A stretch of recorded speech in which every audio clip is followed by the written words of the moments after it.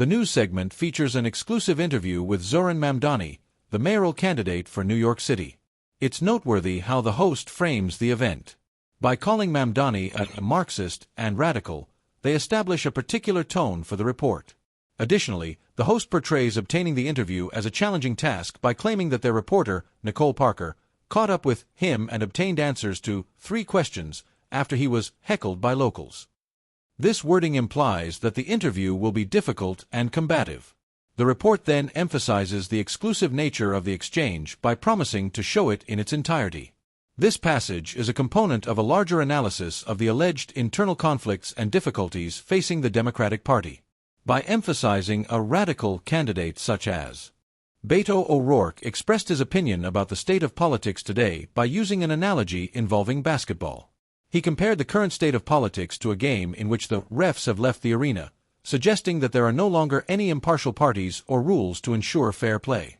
He views his opponents, who are most likely Republicans, as clobbering, punching, and kicking his own side in this situation with no repercussions. In addition to suggesting a serious breakdown of democratic norms and fair competition, this metaphor presents the Democrats as the victims of a one-sided, dirty battle. His final statement, throwing our hands up, conveys his sense of helplessness and frustration in the face of what he sees as an unfair and lawless political struggle. The given text is a commentary on a news article about Harvard hiring Stacey Abrams. The host questions the university's choice to label her a political mastermind, considering that she lost both of the Georgia gubernatorial contests. This is presented as a more general attack on the Democratic Party and its supporters, whom the host feels are disconnected from what the public views as political success. In order to draw attention to a perceived hypocrisy or disconnect, the host sarcastically questions her mastermind title, implying that although Abrams is praised in prestigious circles such as academia, her electoral defeat record should disqualify her from such a title. For those Democrats who are worried about the party's recent electoral setbacks, Illinois Governor J.B. Pritzker has a message. Pritzker claims that the party's values are exactly where they ought to be, rather than recommending that they moderate their stances or alter their fundamental principles. He contends that the secret to victory is to concentrate on improved messaging and strategy to uphold their progressive views on matters like criminal justice reform, open borders, and gender-affirming child care, rather than to apologize for them. But Pritzker's remarks are framed by the show's host as evidence of the Democratic Party's lack of self-awareness. Their satirical list of what they consider to be those fundamental democratic values is based on Pritzker's statement: government-funded, taxpayer-funded, transgender surgery, gender-affirming care for kids, higher taxes, open borders, get out of jail, free cards for violent felons, repeat offenders, defund, dismantle, no bail laws. The host implies that Pritzker's refusal to admit that these values are the reason the party is losing elections is a serious political blunder. According to the host's commentary, Pritzker is promoting a course that will result in additional Democratic electoral setbacks. The text asserts that of all the capital cities in the world, Washington, D.C., has the highest homicide rate. Using this claim, the host presents the city as a dumpster fire, a crisis, and one of the most violent places on the planet.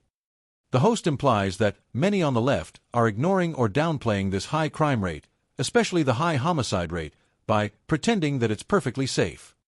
The political motivation behind this is presented as a desire to oppose President Donald Trump and a cynical willingness to prolong suffering and sacrifice lives for political ends.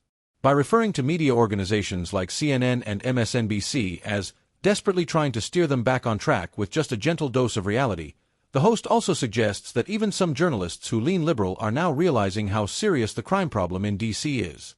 This serves to bolster the host's argument that the situation is so dire that it's becoming undeniable, even for those who would typically support the Democratic stance on such issues. The segment's larger context is a criticism of the Democratic Party's public safety and crime policies. According to the text provided, even people who work for legacy media organizations like CNN and MSNBC, which the host usually describes as being Democratic Party aligned, are beginning to voice concerns about the party's stance on crime. The host portrays this as a major development, suggesting that even their traditional media allies are compelled to acknowledge the issue because of how bad the crime problem is and how out of touch the Democratic position is. The text provided focuses on an instance in which Mika Brzezinski, co-host of MSNBC's Morning Joe, delivered a forceful critique of the Democratic Party's crime messaging. Using this example, the The show's host makes the case that even people who have historically supported the Democrats are now recognizing the party's difficulties. It is profoundly stupid for Democrats to use statistics and charts to reassure voters about crime, Brzezinski argues, particularly in light of the rising murder rate. According to her, this strategy is wholly disconnected from the actual experiences of the public. A rising murder rate is a life-or-death situation to the average person, and it is insensitive and ineffectual to tell them they are safe based on other crime statistics. Working-class voters are abandoning the Democratic Party, according to a New York Times report, according to the text provided. According to the host, the consensus among blue-collar voters is clearer than the vodka in Kamala's coffee mug, making it a significant and concerning trend for Democrats. Once the Party of Labor, the host contends that the Democratic Party has evolved into the party of elites and adopted an identity that is more toxic than Jerry Nadler's underpants in a heat wave.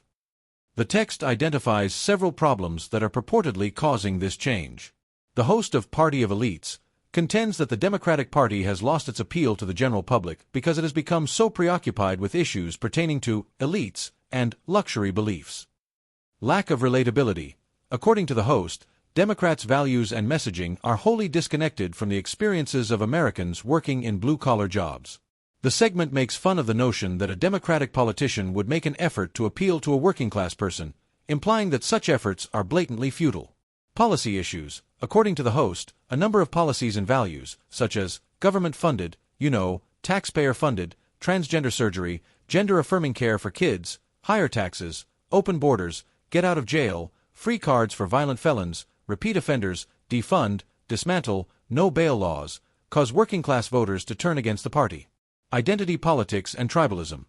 The host goes on to say that the Democratic Party's embrace of identity, extremism, luxury, belief, and victimhood has supplanted the traditional American ideal of the melting pot. Due to the political climate that has been created where various groups are pitted against each other, working-class voters who place a high value on hard work, safe streets, and paychecks have become even more alienated. In summary, the host cites the New York Times article to bolster a more general claim that the Democratic Party has strayed from its traditional working-class foundation in favor of what they perceive to be radical, elite, and out-of-touch goals. The Teamsters Union is starting to support Republicans instead of the Democratic Party. Due to the Teamsters' historical status as a vital component of the Democratic base, this is presented as significant. Democrats, according to the union's leader, have forgotten who they're truly representing: working people.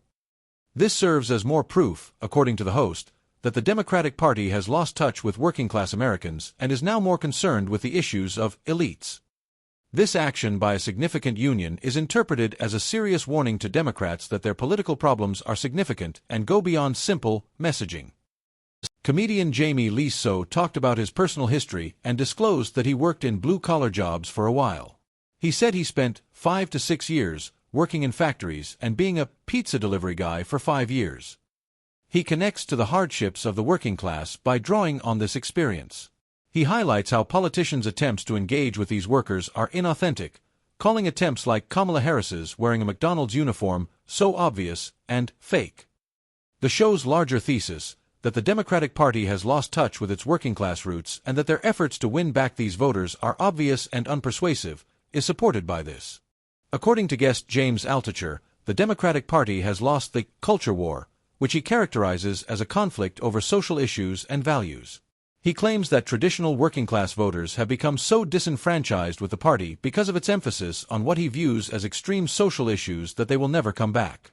He illustrates the disconnect with a fictitious, exaggerated example of a factory worker returning home to a call regarding his son's gender-affirming care.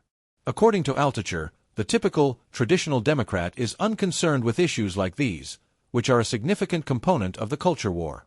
He contends that this has caused an irreversible rift.